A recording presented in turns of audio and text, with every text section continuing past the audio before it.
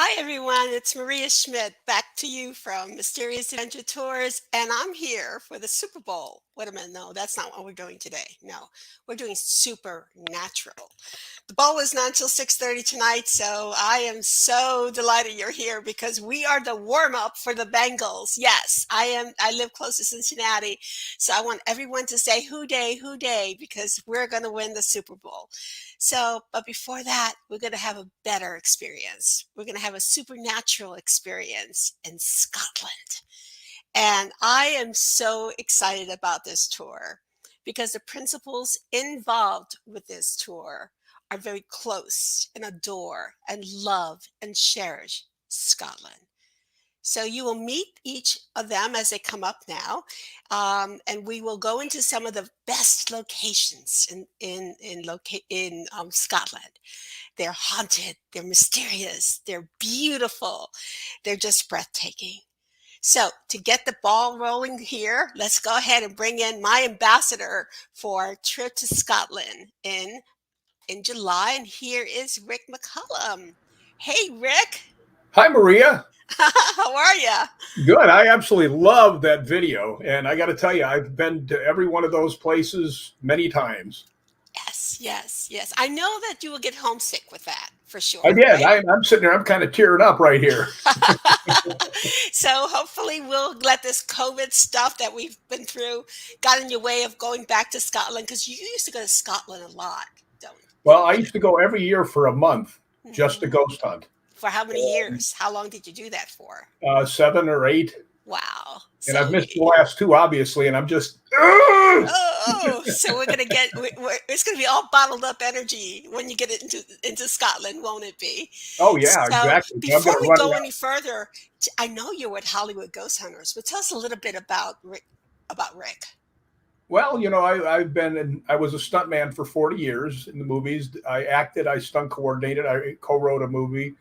Um, I actually just wrote a book called Ghosts Believe in Me that won the 2020 Paranormal Awards Book of the Year, which I'm very proud of. It did. And I have investigated worldwide Hmm. and a lot through the UK and have been to many, many places, most of the places that you're going to talk about and a lot that you're not going to talk about. So, I just love Scotland. I love the ghost hunting. And one thing I'll tell you about the ghost hunting, it's intense over there. I mean, anything that we have here, you go over there, boom, it blows up. So Yes. I can't wait to get back. And I want you people out there to go with me. Yes, absolutely, absolutely. Like, it's a darn shame that not everybody in the world is joining us. I mean, it should be a pact with, a gazillion people in this tour. That being said, I'm going to bring a buddy of ours. His name is David. Here we go. Hi, Maria. David, how are Hello. you? I'm good, thank you. Hi, Maria. Hi, Rick. It's great to be here. So Hi, David. David Saunderson is, believe it or not, representation of all that is haunted in the UK and Ireland. He's actually the founder of Spooky Isles, and this man is a treasure chest of all that is haunted. Correct, I David? don't, You I don't know. obsessed with I it? don't know. I'd be as to say that, but it's very, very nice of you saying that about me.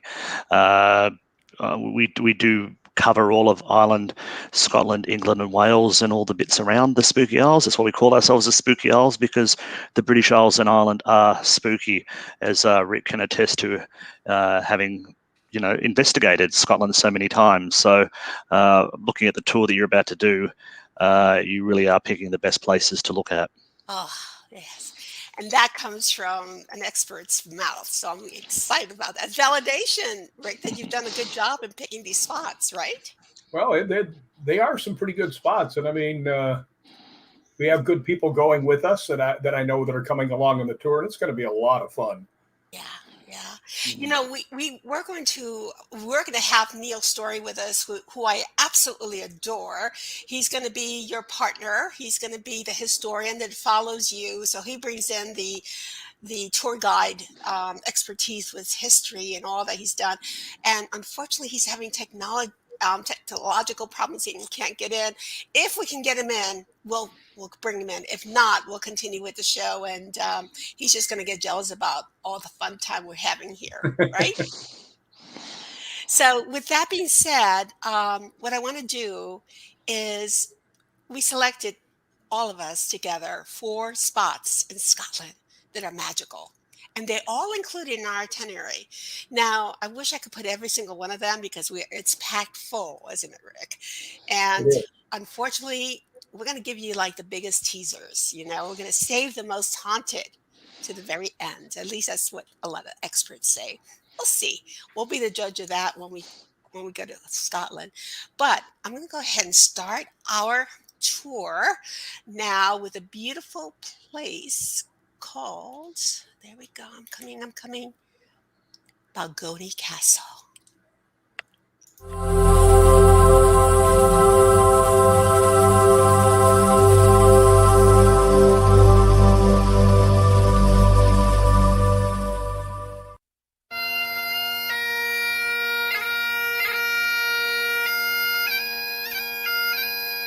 Balgony Castle sits on the south bank of the River Leven, near Milton of Balgony, a few miles east of Glenrothes, in Fife, Scotland. The keep dates to the 14th century and the remaining structures added up until the 18th century. The keep has recently been restored, although other parts of the castle are roofless ruins. Balgony Castle is a scheduled ancient monument. The lands of Balgony were held by the Sibylls from at least 1246.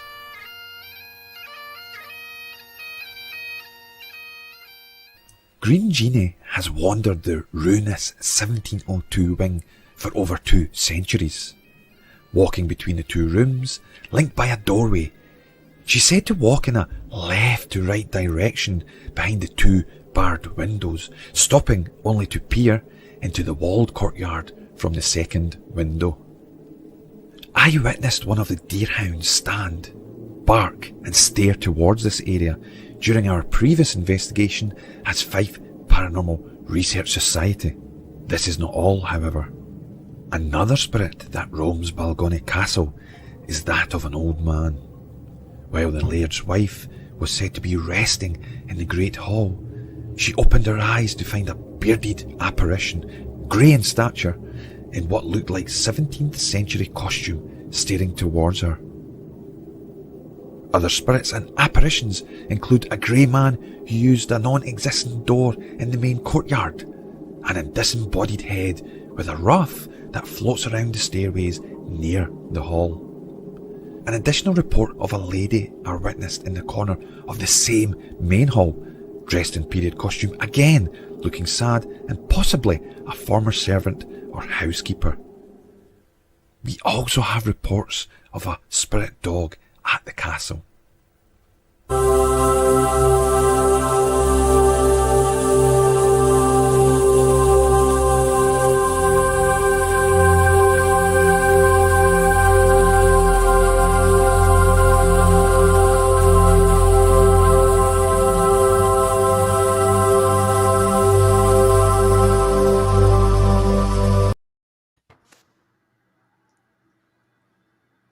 Does that make you homesick? Oh God, yes. That, by the way, that was my good friend Ryan O'Neill from Scottish Paranormal speaking. You can never forget his voice. I have been to Balgony Castle probably a half a dozen times with them, and the interior is beautiful. So is the outside. Everything about it is beautiful. But there's been many, many things happen in there. It's actually really my favorite place to investigate in all of Scotland. Really? And, the laird of the castle, he's a wonderful man. I mean, it's just, when you're there, you feel like you're back in the 17th century, and it's just, if you go to Balgony and you don't enjoy it, I mean, you're not going to enjoy anything. You don't have a pulse, right? You don't have a pulse. Exactly. Yeah. We've had weird things. Matter of fact, you heard him say about the dog, spirit of a dog. I actually got a picture of that dog. Wow. And, it was hiding behind a pew looking out, and you could see the nose, the eyes, the fur on the face. And when I showed it to the lady that lived there, she goes, "That's our old dog." So that was pretty cool. But yeah, it's a wonderful place. There he is. There he is, Neil Storey. Can you hear us, Neil? My sincere apologies. Hello, Rick. Hello, David and Maria. Hello, everybody. Oh, my goodness, Sorry, we're so wonders of happy you joined technology. the party. Yes. Neil, I know this is, we saved a little spot for you for your introduction. I'm so proud to have you on the show. Another authority, another Thank you. expert of Scotland. So why don't you give us a little story about Neil Storey? Oh my goodness. Well, ancestrally, I'm the Storey family are septs of the clan Ogilvy. And they've got a long history in Great Britain, East Anglian roots, but also roots in the north, where the surname is spelt Storrie. And they were actually in the 1745 rebellion, and some of my direct ancestors fought on the field at Culloden. So I never feel too much of a stranger north of the border. I live near the north of the border most of the time at the moment in Northumberland. And I'm the creator of the Grim Almanac series of books, which were the first books really to explore the dark history of Great Britain by county. So rather like the glorious Victorian gazetteers, and they had almanacs in their own right. I kind of revived that theme back in the 1990s. I didn't write them all. There's some wonderful people with expertise all around the country, but I wrote a few of them for East Anglia and for London. And over the last few years, I've developed quite an interest with north of the border and its connections with ghosts and legends, witchcraft, and my beloved Bram Stoker. Stoker. Yes, I know you're a Stoker, big idol, idolette.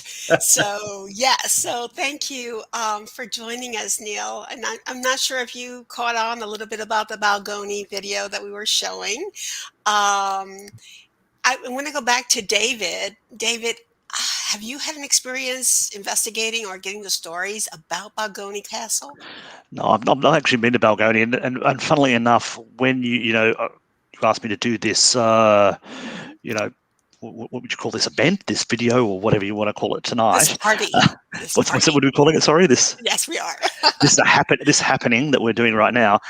You basically picked the three out of the four I've never been to. So you've got so many places that you've got on your tour that I have been to, and I can talk about. But Balgoni I've not been to. We have covered it on the Spooky Isles. We've actually got it on one of our articles calling it one of the 21 most haunted Scottish castles. So it really is up there. And I think something that we were just talking about before, I think some of these castles that you're doing on your tour, people who love ghosts, who love hauntings, are going to want to go there for the same reason that Rick said before. It just, it's got so much atmosphere, and you really do feel. And that's what's going to mean that even if your other half, who doesn't, my wife, she supports me in all the kind of crazy stuff that we do here at Spooky Owls, and she's actually getting quite expert on it all. I suppose when you hear me rabbing on about it for ages, you should start to learn a few things. But I think people just enjoy going there. They're going to have a lovely time. So I think that's what the great thing about Balgoni. Balgoni, it's. I think it's from. It's basically the last, or it's the best maintained tower in the Kingdom of Fife. So it's a really ancient castle, but it's in quite good nick, and I think people are really going to enjoy being there. Now, if you're of a person of Rick's persuasion that can sense these things, you'll get more out of it. And I think it's so much nicer when you're investigating a place like Balgoni Castle, because it's just beautiful. We often investigate places, like old hospitals or schools or that are dusty, a little rusty. Yeah, they're fun. Yeah, but they're not pretty. And Balgoni, look what that video looked like. That was magnificent. It's magnificent. And you know what else is very special about this? And I got to thank Rick and Paranormal Scotland, is that this is an exclusive place. Not many folks are able to get in there. Is that correct? Yes, Scottish Paranormal. Thank you. And because of them and because of Rick, they Yeah, the castle people adore him and them, and we were able to get in there. So this is a treat. Not everyone can Well, get in there. Neil's So, mhm. Ryan's been able to get into quite a good place. I was speaking to him once, and he's written for the Spooky Isles. And it was funny when Neil was saying that his ancestors, the Ogilvies, it was Ryan who was able to get into Glamis Castle. So Scottish Paranormal's been able to get into places that no one else has been to. And Neil, of course, will be able to tell you what happened to his ancestors. Do you want to tell people what happened to your ancestors in Glamis Castle? Neil. Well, my ancestors, they were on the field at Culloden, and then they actually went to Grand, and there was there was two of them that actually went with abroad with the Bonnie Prince, so that it's quite interesting. But that's the storyline. What happened to the Ogilvies, I don't know. We had to go to Grand and in Glamis Castle, which is one of the most famous castle in Scotland, which is very haunted, and people should look it up. I've been quite obsessed with it since I was a little kid. The Ogilvies were basically bricked up in that. Yes. They were bricked up in that and left to die. So and that's Ogilvies. That's when you said that. I went Ogilvies. Oh, so you've got some stuff to look at there. But no, Balgownie Castle is going to be fantastic. It really is, and having Rick there with all his knowledge and experience, and having the Scottish Paranormal is going to be fantastic. I want to be there, and maybe you will. I hope. Well, the thing about this whole tour, what? Even if you're an avid ghost hunter like me, when I saw this tour, I would have gone on it, right? Just to see the places, even if I didn't get to ghost hunt them. I mean, it's a fantastic tour. I mean, some of the places you never get to go, and it's just a wonderful thing. By the way, you're talking ancestors. My ancestors actually have a castle, McCallum Castle, which is, I think, in Argyllshire. And the McCallums also have two names in Scotland. It's the McCallums and the Malcolms, and it's the same family. So I think we all got some lineage there. Well, my mother was born in Scotland, so I think you're absolutely right there. Yeah, so it's going to be a fantastic there. I'm working on that. I'm working, my roots don't go to Scotland, but I have a feeling that when I get there, I'm going to want my roots to have been from Scotland. From what I understand, though, one of my guides that leads me through this life of mine is Scottish. So who knows what's that going to permeate to or result in, but it is what it is. Rick, what was the most fascinating or maybe shocking experience you had with Balgownie? Well, I mean, there's been nothing shocking, but there's been things very interesting. One thing that happened right outside the chapel area, I was standing there with a bunch of the guys. We had pretty much finished the investigation. And one of the girls yelled from behind me, went, "Rick!" And then then all of a sudden behind me, bam, I got smacked in the back of the head. And there's nobody around us. She said, "I just saw something come towards you," and then boom. So when we went into the chapel itself, we were sitting there, and I was videotaping, and I was using a FLIR camera, and I was seeing these dark shapes, and I can't remember which one of the group went up there, and he went up there, and as he was standing there, he just started feeling real wobbly and everything else. So that was pretty cool. But the best part was the Laird of the Castle. I mean, Laird Morris, wonderful, wonderful man. I had just fallen in Scotland, and my knee was so messed up, and I was having a hard time getting around. And he and I just sat there and talked for about a half an hour, right? And finally he looks at me and he goes, "You think your knee will let you go up 3 flights of stairs?" I said, "You got a handrail?" He goes, "Yeah." I said, "I'll make it." So he actually took me up to their private residence, and the Scottish Paranormals were going up, said to me, one of them whispered, he goes, "He's never taken us up there." Right? So now he allows people to go there. When you go there, you're transported back in time. I mean, it's the old leather chairs, it's the bookcases, it's this giant fireplace that you could put a redwood log in there. It would fit. It's just a wonderful place. It really is. The people are wonderful. Just everything you see is, it was in the TV show Outlander. It was. Yeah, it was, and that makes it extraordinarily interesting and very, very relevant to the interest out there of the common Scottish traveler. Yeah. Speaking of wonderful, beautiful, old, full of history and wonder, and especially of legends and mysteries, how about if we go and see Rosslyn Chapel? Here we go.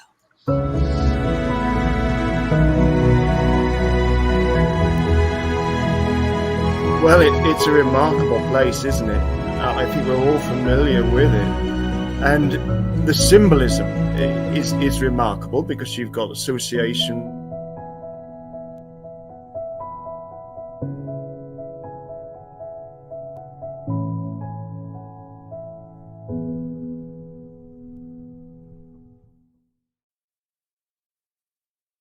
Welcome to Rosslyn Chapel, one of the most mysterious places in all of Scotland, possibly home to a Knights Templar treasure or the Holy Grail. No one actually knows. Let's go explore this fascinating place.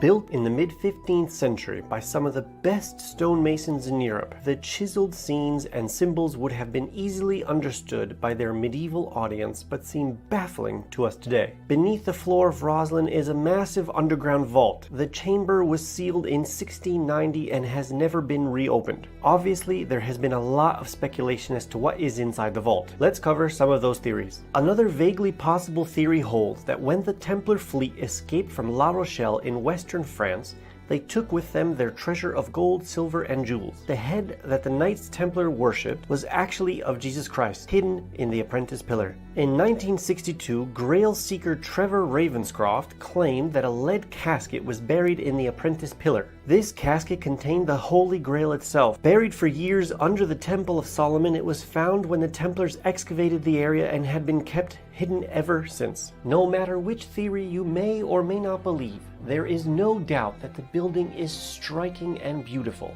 And it's no wonder why over 400,000 visitors come every year to see it for themselves.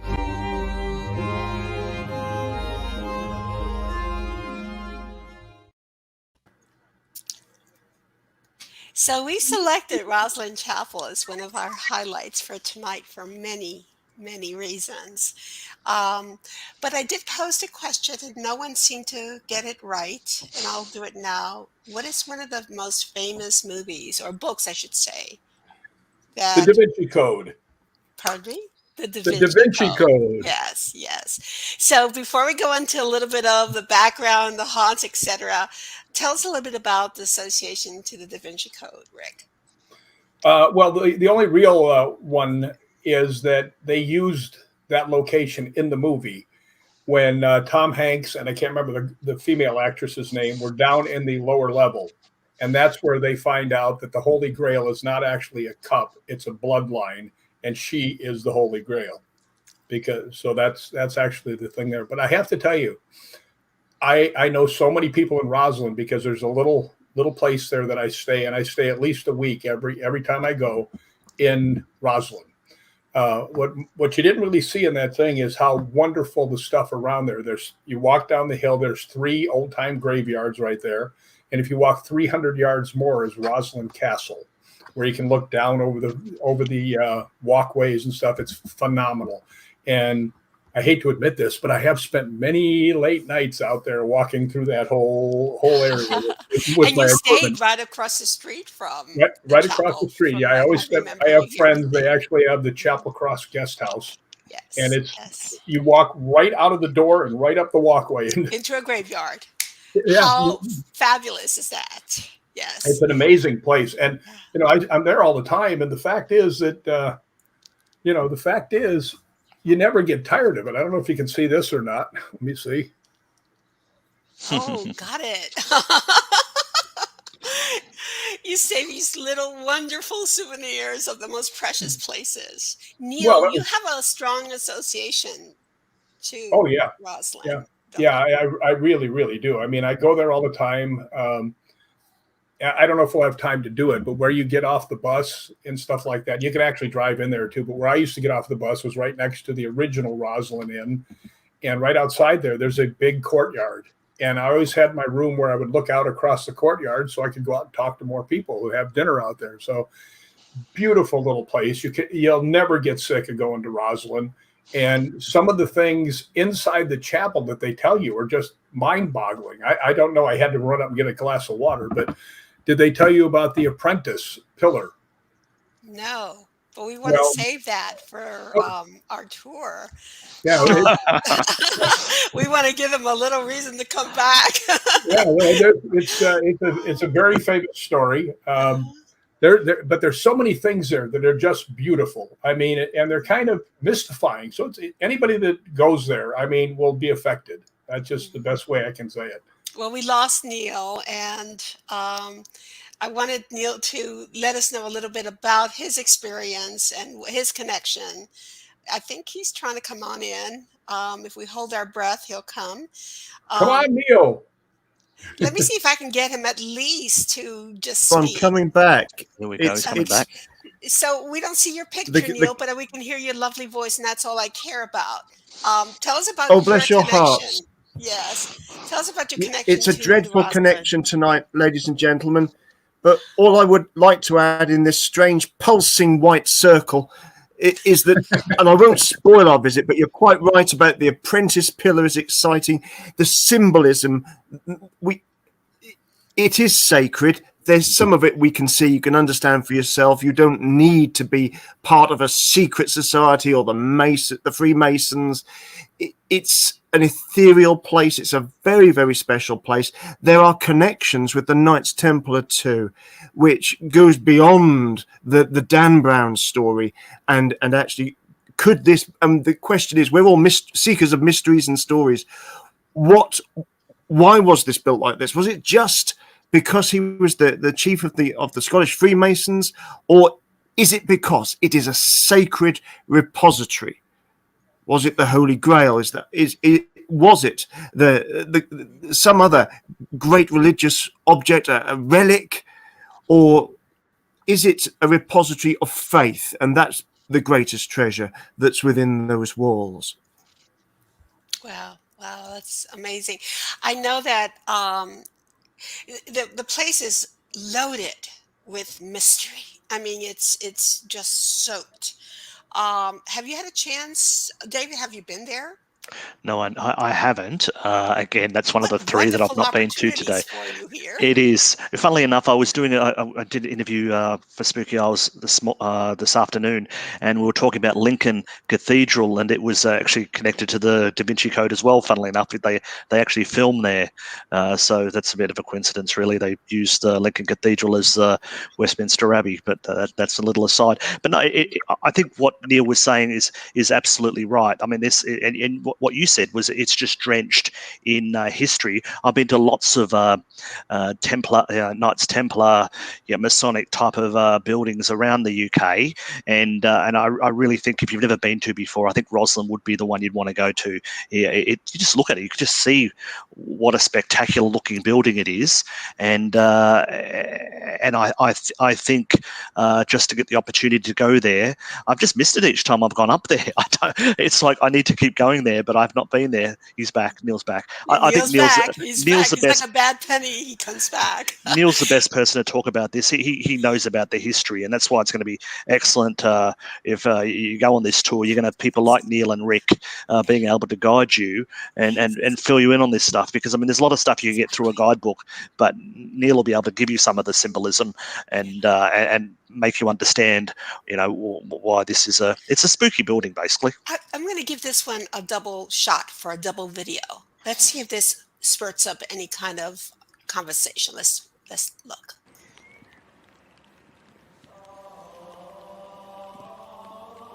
A building is just a building until it becomes part of a story, and the story becomes part of a legend. That's what happened to Rosslyn Chapel, located just 7 miles southeast of Edinburgh, Scotland. The chapel was founded in 1446 by Sir William Sinclair as a Roman Catholic collegiate church, meaning it was self-governing, with financial support coming from the Sinclair family. What really made Rosslyn Chapel famous was the 2003 publication of Dan Brown's best-selling mystery novel, The Da Vinci Code. This was followed by the huge box office success of the movie version in 2006 starring Tom Hanks.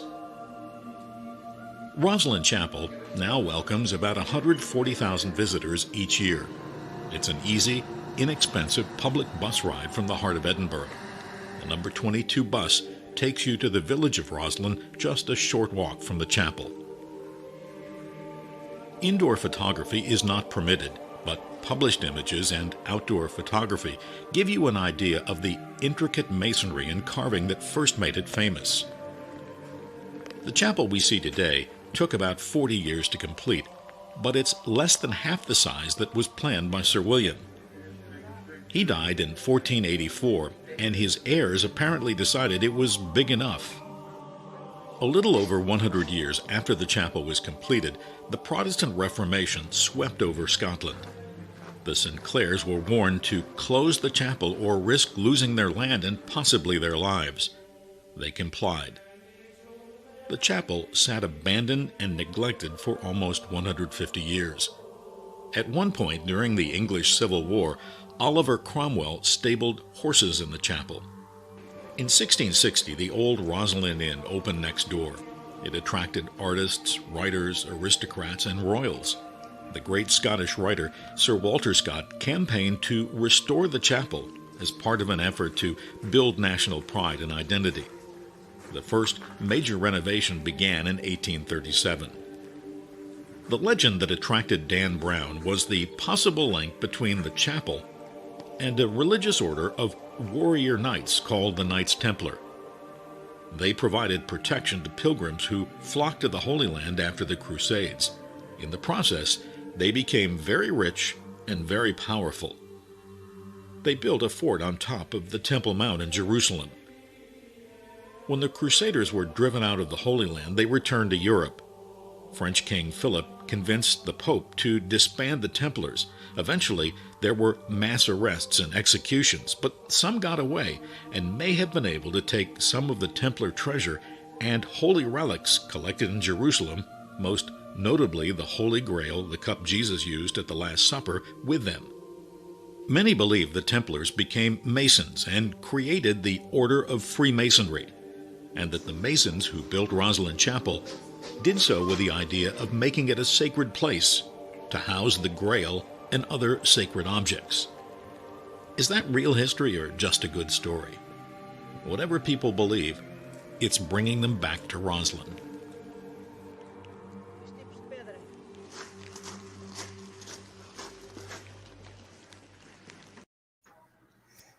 Nice. We lost Neil again. Neil's going to be like a little leprechaun, popping in and popping out. So we'll keep us on our toes. That is a little bit of the mystery, and it showed a little bit more.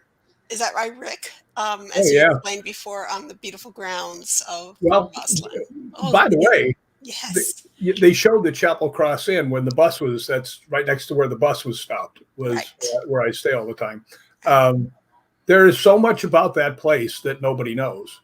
I mean, there's undercurrents, there's secrets, there's everything. I mean, even if you don't care about the Knights Templar, which I do very much, by the way, you love this place. I mean, you go in there and they show you things that you have no idea even had anything to do. I'll tell you one, because it's not a major revelation, but they do have carved into one of the walls corn. Now, that doesn't sound like a big deal, except for when they had carved it, nobody had been to America yet, which was the only place that was growing corn. Okay, so that made it, some of the history that people said the Knights Templar had already been in the United States and came back. So that kind of gives a little validity. But when you go there, I'm not going to ruin anything for you, because the tour people will tell you stuff that'll, make your hair stand on end. That is so cool. I mean, they stabled horses in there. Oliver Cromwell put horses inside that place. Yes, so maybe we'll hear a couple of the hoofs and whatever if we listen enough with our EVPs. I'm going to take you to another special place. Neil's trying to, desperately trying to cut back, so he'll join us, I'm sure. We're going to take you now over to Edinburgh. Did I say that right? Edinburgh. And, David can tell you how it goes. And here's a very, very haunted place in Edinburgh. And I'll take you over now to the real Mary King's Close. Deep below the cobbled streets of Edinburgh's old town lies an even older, darker place. Hidden from the skies since the 17th century, the real Mary King's Close is a truly unique glimpse into the history of one of the world's oldest and darkest cities. The real Mary King's Close is a warren of underground streets and spaces. It can be a strange concept to understand. Back in the 1600s, Mary King's Close and neighbouring closes were at the heart of Edinburgh's busiest and most vibrant streets, open to the skies and bustling with traders selling their wares to the old town's residents. Why would this street find itself underground 400 years later? Hear the true tales of old Edinburgh, recollections of the people who lived there, who worked in its shops, who ran down its streets, and who may have died living in one of the most densely populated areas of the city at the time. As the city shifted and changed, the close was buried under new buildings above, and only in the last years has it been opened up to allow the public to enter into a world dating back to the 1600s. Expert tour guides lead you through the site, while subtle interpretation provides the incredible backstory to this lost remnant of old Edinburgh. Hear tales of life in the close, from dank and dark interiors to the devastating onslaught of the plague that claimed so many people inhabiting these old streets. Hear the story of Mary King herself, and discover why the close is named after her today. The real Mary King's Close is regularly voted one of Edinburgh's top visitor attractions. So come and see for yourself, as history is brought to life.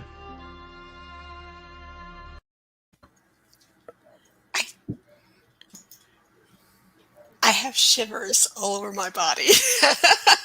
And it is not because of the Bengals going to win later on.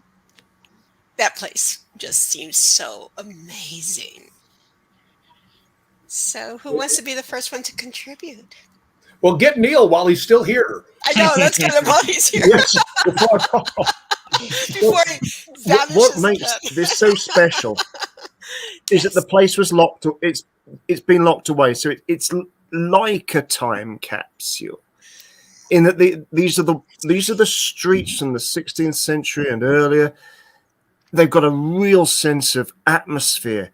You will literally travel in time when you walk along the streets. There's not people jumping out of you in a gimmicky attraction. It is subtle. It tells a powerful story, but the atmosphere is absolutely incredible. The way you can soak all of that up.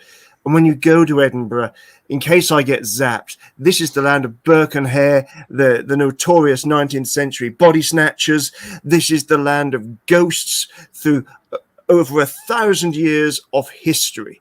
And because in Scotland, you've got this history of border wars, you've got interwars between the old clans as well. So there's fighting, there's folklore, and there's ghosts. And what's interesting is that those that were involved in the wars that were taken prisoner, if they were lucky to be taken prisoner, ended up being incarcerated in castles. So many of the castles are haunted by those who were imprisoned there, from phantom drummers to ghosts that were carted away in wheelbarrows, hiding amongst the dung, you know. So you'll have the most incredible time if you come with us to Edinburgh. I love it there, and the food around the place is to die for. It really is great. Is that confirmed, gentlemen? Rick and David? Yeah, I have actually. Yummy food. It depends on what you like. I mean, I will vouch for the steak and ale pie at Tiles Pub. Sounds like a place we need to go and be part of our tour. David, have you been to? I haven't actually been into real Mary King's Close, but I've been underground in the area. So I've done tours through Edinburgh. It is absolutely fantastic. And it's the kind of place that when you see, films that are set, in the olden days, in the days of cobble streets and, as you say, the dung and the stink and the disease, basically you'll go back minus disease, hopefully, by the time you go. But it's a wonderful That's a unique place. Souvenir to take away with you, David. It's one of the selling points that you too could have plague. can have scratch and sniff bubonic plague. Yes, yep. It's a free gift. Yeah, I mean, not real, folks. Let's just clear that one up. You do not catch plague in well, who knows? Anyway, anywhere around the Royal Mile in Edinburgh is a fantastic place. I mean, it is one of the most desirable places on earth, I think. Yes, the food is wonderful there. The drink, I was going to say grog, but the American friends might not know that. The alcohol there is wonderful. Get yourself a whiskey. It's just going to be a wonderful time. I've done ghost tours in Edinburgh, and you've it's this tour that you'll be doing. You're going from these lovely places like Balgony, and places next to beautiful scenery, and this is really a dark and dirty place. Now, Edinburgh isn't a dark and dirty place, but as Rick, I'm sure, will tell you, where you're going to go into is we're talking a place that was bricked up because the plague, people were dying there. It was terrible. So can you just imagine what kind of paranormal activity must be going in there? The emotions, the horror, the terror that must still be seeping into those walls and seeping out again. I mean, Rick, can you tell us what have you done in that area? Oh, I got to tell you, I've been there very many times, and I think I'm probably one of the very few that has had a private ghost hunt. Just me and the manager. A friend of mine was the manager at the time, and he and I went down and did a ghost hunt by ourselves, and we got some pretty good, interesting things happening. But he came to me one day, and I have friends in England, Anubis Paranormal. I don't know if you know them. They're fantastic ghost hunters. And another friend, Premier Paranormal in Scotland. And he said, hey, why don't you get a bunch of your friends and come on down here and ghost hunt? And I said, but you're going to charge me, you bum, never. And he goes, we're not going to charge you anything. I said, see what I mean? So actually, I called up my buddies from Scottish Paranormal. I had a couple of them come. I had 3 people or 4 people from Anubis come. And I had a couple people from the Premier Paranormal. And I did what's called a para-unity hunt, but a real one. Because the first half of the time, you weren't allowed to ghost hunt with anybody on your team. Okay, so you had to ghost hunt with other people. But Scottish Paranormal's been in there a lot. And after we were done, they said, we have never seen the activity like we did tonight. I mean, things were blowing up. Matter of fact, when we're leaving, we're standing in that long, steep entryway where you saw them walking down. It's very steep. Matter of fact, at the very end, I got a picture, and it looks like Michelangelo's David is standing in the thing. It's the weirdest looking picture. Yeah. But it is so cool. You're walking around, and you're like just like David said, like Neil said, you're transported back in time. But I will tell you that all the presents that you saw, all the stuffed animals, that's Annie's room. And that's everybody leaves money and toys for this little girl, Annie, who they see there. But I will tell you what happened. We came out of Annie's room, and I was standing there with 2 or 3 girls, and one of the guys from Scottish Paranormal was walking the hallway, and we could hear heavy footsteps upstairs. Now, you're way underground, and there's nobody upstairs, okay? But I mean, it was like boom, boom, boom, and everybody was hearing that. And all of a sudden, I heard something, and you never tell the other people what you're hearing. You just wait till they tell you, or you just ask them, are you hearing something? And I looked over at the girls, and they started going, right? So finally, I said, are you guys hearing something? They went, yeah. And I said, I am too. What are you hearing? And every one of us said, it's a heartbeat. Oh, And it was very clear. It was like, boom, boom, boom, boom. So, I mean, it was.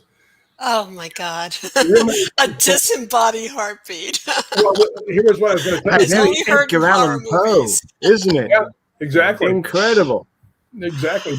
But when we were leaving, there's that long hallway, and up on the side is the blacksmith room where you see this guy that had a shop there. And the door was closed, the door was locked. And as we're walking up, you see the handle start going, and the door going like this, like someone was trying to get in out. So, and just even if it's not haunted, you would think it was from the atmosphere. Yes, yes. Well, we're getting close to the top of the hour, so I want to make sure we have enough time for the cream of the crop.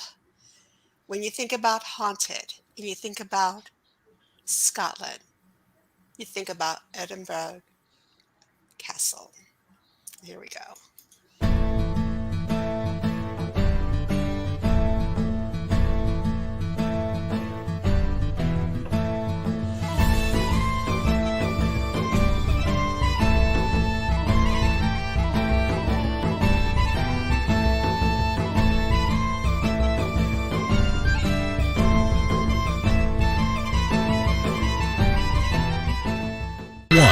Edinburgh Castle.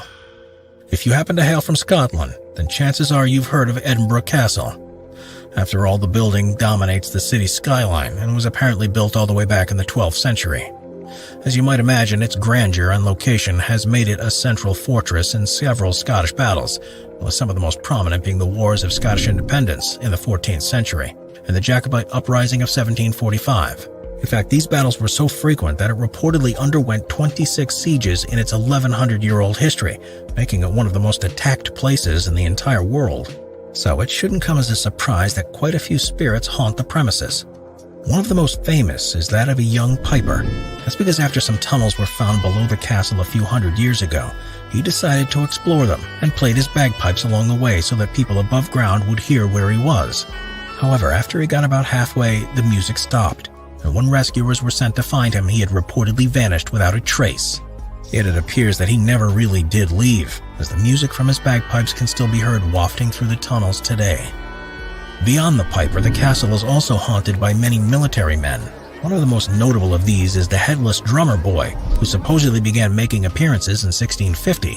While not much is known about him, his drumming is often heard from the battlements, and apparently the sight of him is a forewarning that danger was to come upon the castle. To top this off, the castle's dungeons are also known to be spiritually active, as they're home to many soldiers who were captured in the wars against the English. So it goes without saying that this castle truly has a wide array of ghostly figures.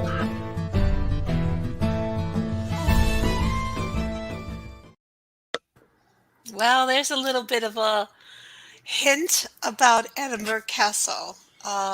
Gentlemen, tell us about it. I'll leave it to I the might dive in case I get zapped. Yes. Just a quickie. Yes. So I've mentioned about some of the prisoners that were there, and you've seen a little bit about the Phantom Drummer. A connection a lot of people may not be aware of is Bram Stoker, the man who created Dracula, stayed on Princes Street. And there are some rather interesting connections with the Dracula story and Edinburgh that I shall be telling you all about when we go to visit. Wonderful. Dang it. Oh my God. Bring it on. Bring it on. You big teaser. I was just liking you, Neil. David. I have actually been to Edinburgh Castle, so I can actually talk about this place. So it's one of the few places I can actually talk about. And then, funnily enough, I'd been to Edinburgh 3 times until I actually got to Edinburgh Castle, because there's so much to do in Edinburgh. I kept leaving it to the last minute, and I'd get there like at 4:30 in the afternoon because I'd been doing so many things, and it was closed, or it was about to be closed. So Edinburgh Castle, you can see it from wherever you are in Edinburgh. It's magnificent. It's big. People are going to love it, even just from a tourist type of thing. It's probably one of the most magnificent castles in the world. Now, I'll leave the ghosty stuff to Rick, because I'm sure he's probably going to tell us how he's probably investigated there, or he's done some kind of cool investigations. I've not done any investigations. I've just been there as a tourist, enjoying the fact that, this is a fabulous place to be. So I won't let you go yet, David. My question to you is, as a Yes. tourist, as someone that's Yep. just visiting and going through the halls and the chambers and maybe even the dungeon, did you ever sense anything? Did you ever feel the energy? I'm not going to lie to you. I'm not going to say I did, only because I was there during the day and I wasn't in that mindset. I had done a lot of ghostly stuff on my trip, and that was just a straight touristy type of stuff. But it is very, very. How I would describe Edinburgh Castle is perfect. I think perfect is the best way of saying it. Love it. There's lots of castles in Scotland, in England, in Wales, wherever, that not saying a bit tatty, but obviously they look after Edinburgh Castle. So it looks really, really good. It's a beautiful, beautiful place to go and enjoy. It's well made. I'm trying to explain to you. Other places are a little bit hard to get up, because they're on the sides of mountains, or they're near lakes, whatever it might be. Edinburgh is in the middle of a city. It's easy just to walk up there. You get to see lots of the military history of Edinburgh. You get to experience the history, and I really can appreciate if you went in there with the mindset of thinking about ghosts. It would be there, because God knows what's happened in that place. Yes. You talked about in that video about how it's been basically the center of so much conflict over the centuries. Mm-hmm. You don't even want to go there, talk about what must have happened in those walls, Mm-hmm. because it's. I think sometimes we underplay when we talk about some of the horrors that have happened in the places that we investigate, and Edinburgh Castle, you make it up as you go along. You know what's happened in there, and so when you go in there, there's got to be some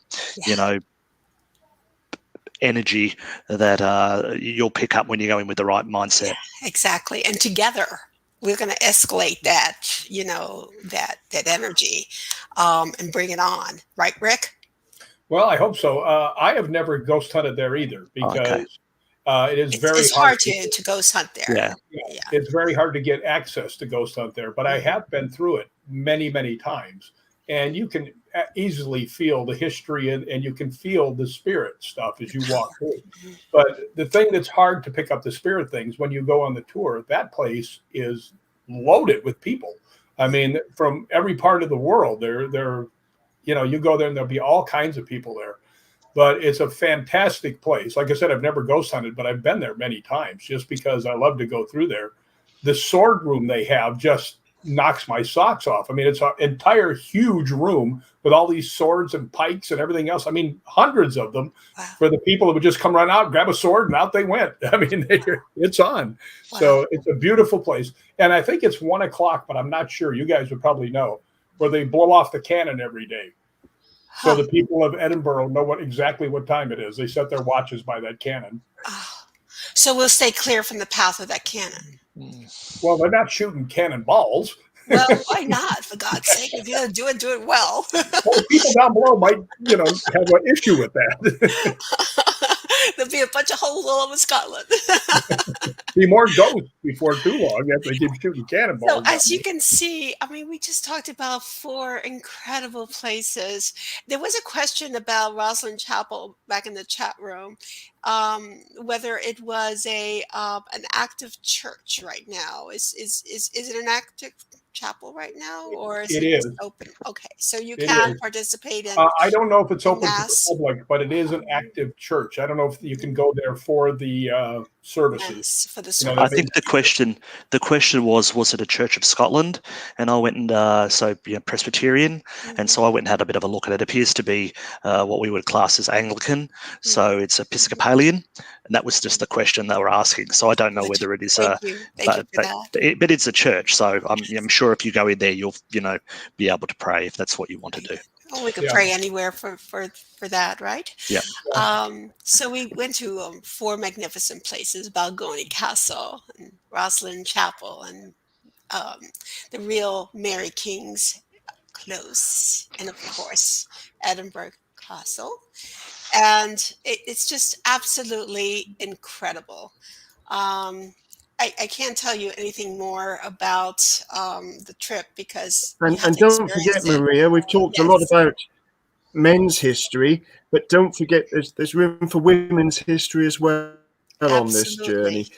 And there's Absolutely. some powerful stories of the women of Scotland, but Mhm. also those that were persecuted for witchcraft. And particularly Edinburgh Castle is a centre associated with witch trials in Scotland too. So it's not all male orientated. There are some of the women's stories that will be told to you, and in Mary King's Close too. And that's just in Edinburgh, but there's some amazing stories to tell. Absolutely. It's got all the dynamics that you need of a perfect haunt. That being said, Rick, Yes. tell us a little bit about your tour, why people should follow you to Scotland. Well, it's really simple. First off, Scotland has been voted the most beautiful country in the world. Okay. And you will absolutely believe it when you get there. There's 2 things you will not see in most of Scotland: litter or graffiti. The people there, have an honor of the tradition of the buildings. The buildings, when you're looking at a lot of it, looks like you go back in time. They haven't built factories. Matter of fact, I never saw a single factory. The only thing I saw that looked high tech is where Dolly the sheep got cloned next to Rosalind. Right? Right. Is that where it happened? It is. It's right. It's about a mile and a half from Rosalind because I used to walk by Another there. mystery. But yeah, it's so beautiful that if you never found a ghost, anything else, let's just put it this way: if I wasn't the ambassador to this tour, I would go on this tour, and that's really true because I would be getting into some places I've never been able to get into, Right. and I don't know if you can tell this or not, but I love Scotland. I mean, Yes. matter of fact, don't tell anybody. But I have told my friends that I wanted my ashes spread in the forest next to Rosslyn Chapel. And the trip is on July the 11th of this year, of the Lord of the year of 2022. Is that where we are? Because 21, I completely missed it.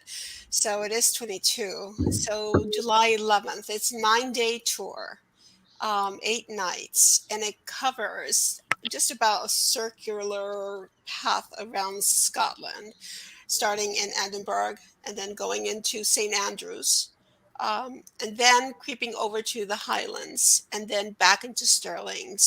And then back into Edinburgh. So it's a magnificent tour. Every detail has been crafted by Rick. And let me tell you, when I thought about coming to Scotland, the first person I asked was whom?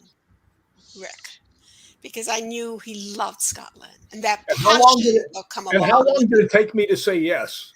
Oh, about minus 15 seconds. I think before I Would you even like asked to the do a tour of question, you Scotland? asked Yes, I me. will. Yes, absolutely. Let's go now. So I've got our website down. It's Mysterious Adventure Tours, and then our-tours.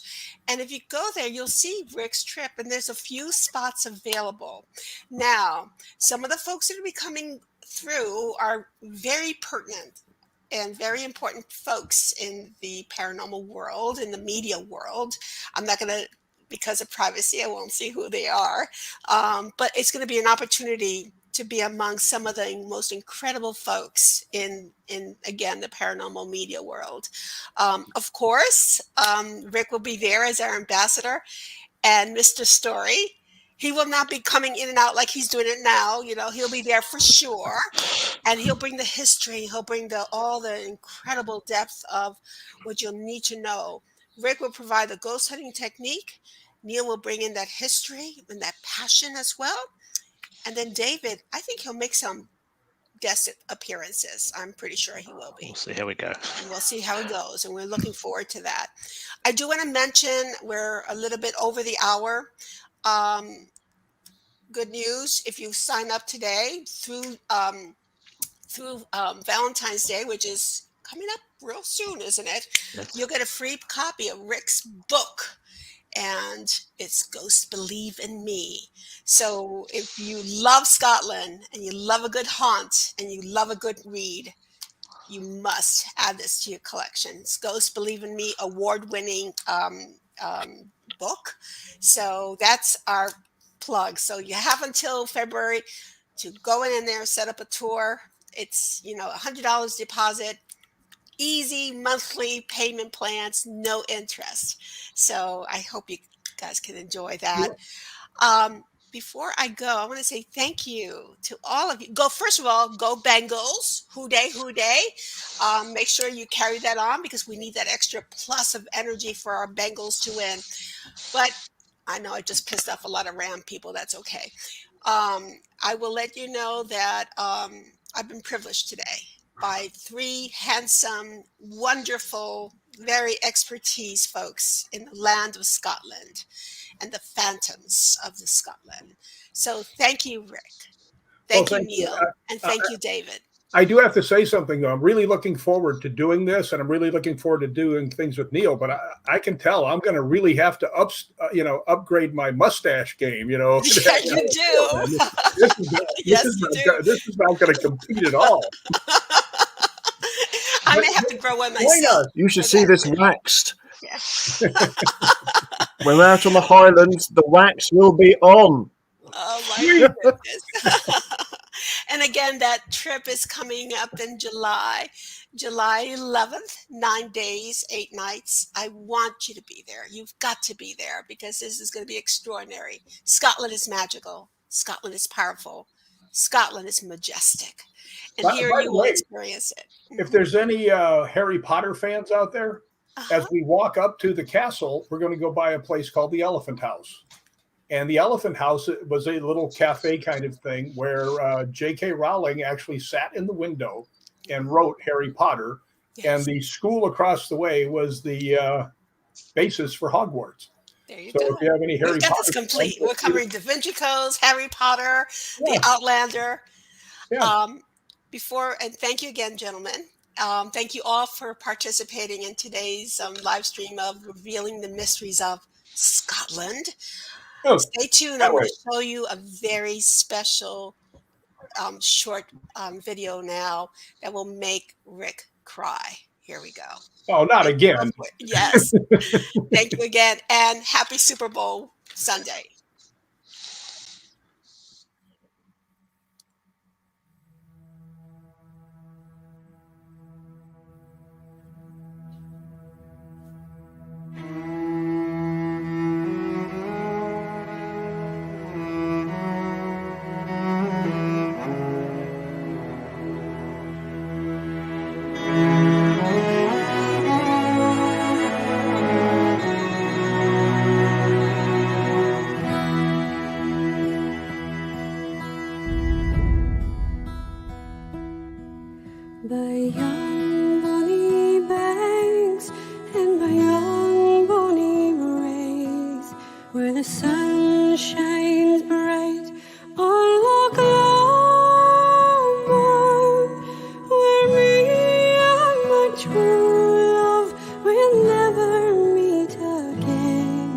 On the bonnet